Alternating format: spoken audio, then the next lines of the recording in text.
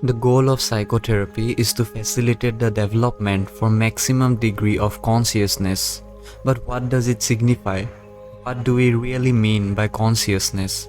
In his book, Psychological Types, Carl Jung says, "By consciousness, I understand the relation of psychic contents to the ego, insofar as this relation is perceived as such by the ego.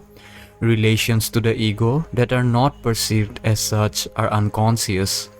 Consciousness is the function or activity which maintains the relation of psychic contents to the ego. Consciousness is not identical with the psyche because the psyche represents the totality of all psychic contents, and these are not necessarily all directly connected with the ego, that is, related to it in such a way that they take on the quality of consciousness." This statement offers at least a beginning for the phenomenological description of the experience of consciousness. It also states explicitly the important fact that the ego is the carrier of consciousness. To understand this further, let's dive into its etymology. Conscious derives from con, meaning with or together, and sire, to know or to see. It has the same derivation as conscience. Thus, the root meaning of both consciousness and conscience is knowing with or seeing with an other. In contrast, the word science, which also derives from sire, means simple knowing, that is, knowing without witness. So etymology indicates that the phenomena of consciousness and conscience are somehow related, and that the experience of consciousness is made up of two factors, knowing and witness. In other words, consciousness is the experience of knowing together with an other, that is, in a setting of two-ness.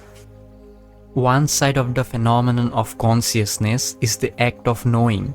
The psychological function of knowing or seeing requires first of all that undifferentiated, diffused experience be split into a subject and an object, the knower and the known. This primordial division of original oneness corresponds to Erich Neumann's description of the separation of the world parents, the separation of Father Sky from Mother Earth, or light from darkness, is the original cosmogonic event marking the birth of consciousness as the ability to know. The subject of knowledge is separated from the object of knowledge, and the act of knowing thus becomes possible. The original cosmogonic process of separating subject from object must be repeated with each new increment of consciousness. Each time the ego falls into an unconscious content, it can become conscious of it only by an act of separation that allows the ego to see the emerging psychic content and thus become disidentified from it. The ability to turn an unconscious complex into an object of knowledge is an extremely important aspect for increasing consciousness.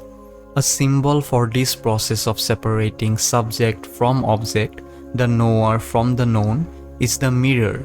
The mirror represents the psyche's ability to perceive objectively, to be removed from the deadly grip of raw primordial being.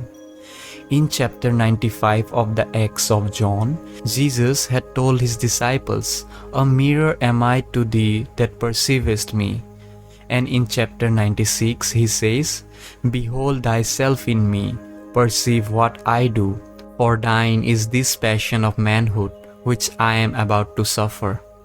In this text, Jesus is instructing the disciples how to separate subject from object, how to perceive experience as a mirror that provides an image of meaning rather than as chaotic anguish. This corresponds to active imagination or meditative reflections, which can turn an oppressive mood into an object of knowledge by discovering the meaningful image embedded in the mood.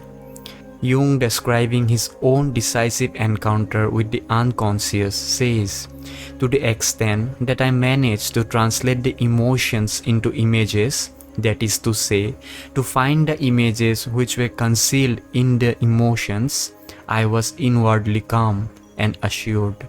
The classic mythical example of the value of separating subject from object by the power of reflection is found in the myth of Perseus and Medusa. To look upon Medusa directly is to be turned into stone. That is, she represents a psychic content that destroys the ego. She can be overcome only by viewing her through reflection in the mirror shield which Athena provides for Perseus. Athena's mirror ultimately symbolizes the process of human culture itself, which redeems man from the destructive Medusan horror of raw being. Language, art, drama, and learning provide the Athena mirror for humanity, allowing the psyche to emerge and develop. Dreams and fantasies can serve the same mirror function. For example, a man in the early stages of analysis dreamed that he looked into a mirror and was amazed to see that his face was his father's face. This man was identified with his father and was living out his father's unhappy fate. The dream was a mirror enabling him to see that fact, to make his identification with his father an object of knowledge. Thus, the subject of the knowledge, that is the ego, became separated from the object of knowledge, that is identification with the father, and the dreamer took his first step out of that identification and into greater consciousness. The other half of the phenomenon of consciousness is the experience of being the known object. This will be discussed in the next video.